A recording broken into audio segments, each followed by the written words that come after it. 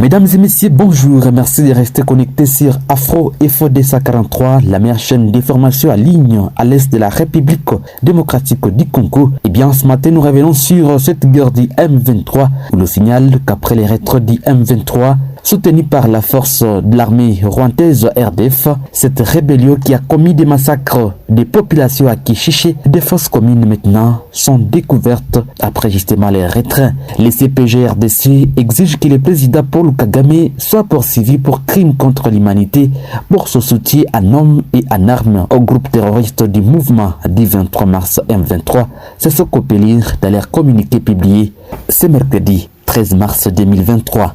Cependant, Madame Messi, l'affaire Mwagashushu continue toujours à parler d'elle. Alors que cette affaire est sous examen devant la haute cour militaire, les avocats du prévenu Edouard Mwagashushu annoncent que les biens de leurs clients font l'objet d'attaques par des hommes armés. Ils précisent que la famille de Mwagashushu est traquée par les services de sécurité et que sa femme de Kindobo dans la commune d'Entélé à Kinshasa est également attaquée. Le député demande l'implication de la haute cour militaire sur le traitement que subit sa femme. Le patrimoine de notre client et même sa famille continue à être maltraité. Il y a des jours, sa femme de Kindobo a été visitée par des hommes armés et ils sont là jusqu'à présent. Nous ne savons pas s'il y a encore une autre procédure qui est faite et comment concilier ces deux procédures parce que sa femme est très mal à l'aise à dénoncer et des avocats d'Edouard Mwagashushu devant la haute cour militaire à l'audience du mardi 11 avril 2023. D'après les avocats du député Mwagashushu, d'autres effets ont été inventoriés à leur absence. Il s'agit notamment des documents et d'autres pièces qui n'étaient pas dans les coffres-forts ouverts grâce à une expertise désignée par la haute cour militaire. Mais d'autres effets, dont les documents et tout autre effet en dehors de ceux qui ne sont pas dans les coffres-forts, ne sont pas encore restitués. Monsieur le Président, il se pose un problème pour ceux qui étaient dans ces coffres-forts. L'inventaire était fait contradictoirement. Malheureusement, les effets qui n'étaient pas dans les coffres-forts ont été inventoriés à notre ici, a révélé un des avocats du prévenu Mwagashushu.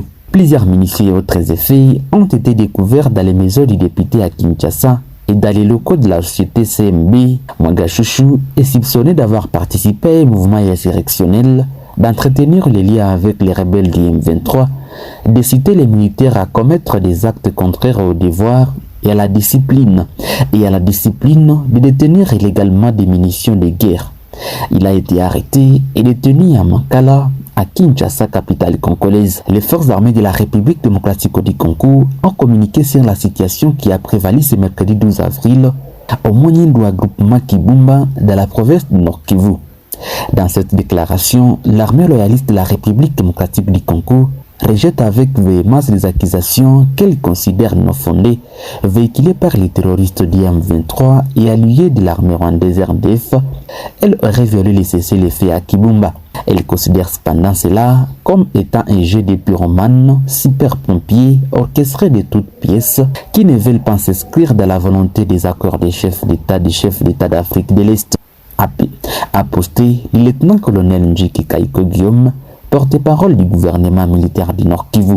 Selon la version de l'armée loyaliste, les prétendus accrochages qui seraient survenus ce mercredi 12 avril au Monyindu, à groupement Kibumba, est une défensive ennemie censée être actuellement sous contrôle de la force régionale de la communauté de l'Afrique de l'Est EAC et qui aurait opposé la jeunesse de ces milliers, communément appelés le Wanzalendo M23-RDF, et n'engage à rien les FRDC. Toutefois, les FRDC annoncent avoir interpellé 59 personnes de ces groupes, auteurs de ces coups d'effet, qui détenaient 4 armes du type AK-47, des machettes, des lances et des couteaux. Ne nourrissant aucune ambition de violer les accords des chefs d'État, les forces armées de la République démocratique du Congo demeurent dans la posture de l'observance stricte du cessez-le-feu au regard du processus en cours, a conclu le lieutenant-colonel Njiki Kaiko Guillaume. Cette version des forces armées de la République démocratique du Congo a été corroborée par la force régionale présente dans la zone. Dans un communiqué publié sur ses réseaux sociaux, les troupes de la communauté d'Afrique de l'Est et ainsi déployées à Kibumba au Nord Kivu ont annoncé déjouer ce 12 avril une attaque menée dans la région par ces présumés groupes armés locaux. Selon la même source, ces hommes armés ont tiré plusieurs balles dans la zone incita la force de réaction rapide à réagir. Celle-ci les a poussés avec succès et ont maîtrisé la situation sur terrain. Les troupes de la force régionale de la communauté de l'Afrique de l'Est EAC déployées à Kibumba le mercredi 12 avril 2023 ont déjoué une éventuelle attaque dans leur zone d'opération par un groupe d'hommes armés soupçonnés d'appartenir à un groupe armé local.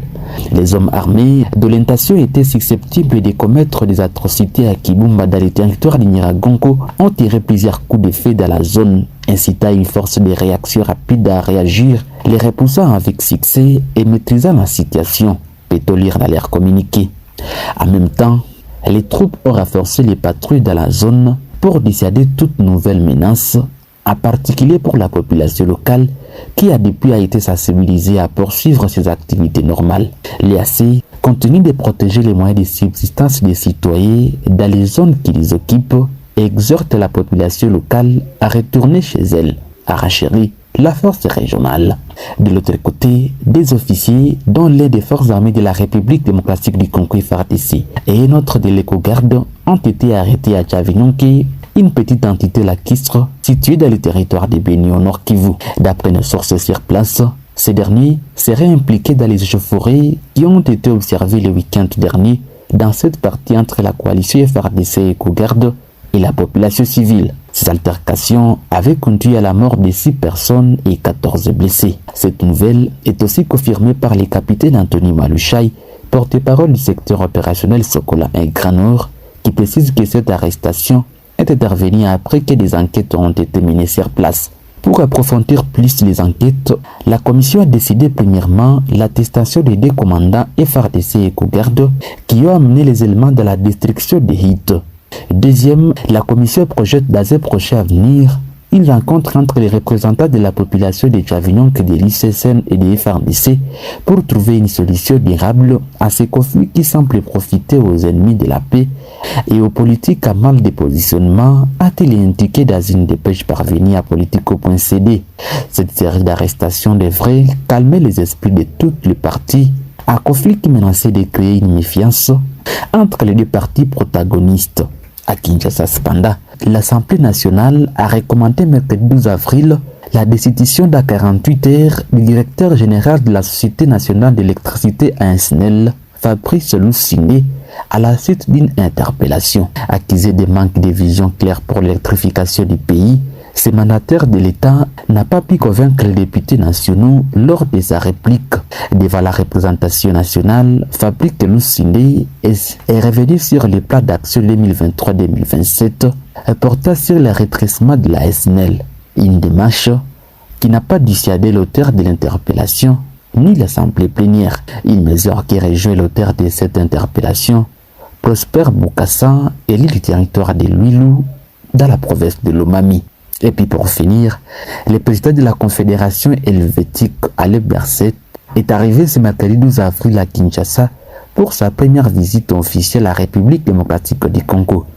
Au cours de cette visite placée sous les signes de l'aide humanitaire, il va se rendre sur terrain dans l'est de la République démocratique du Congo pour rencontrer les victimes de guerre. Cette visite permettra à Alain Berset de se rendre personnellement compte de la situation humanitaire dramatique des populations de l'est de la République démocratique du Congo et d'évaluer le travail et les besoins humanitaires au moment où la Suisse s'apprête à prendre la présidence mensuelle du Conseil de sécurité des Nations Unies le 1er mai de cette année.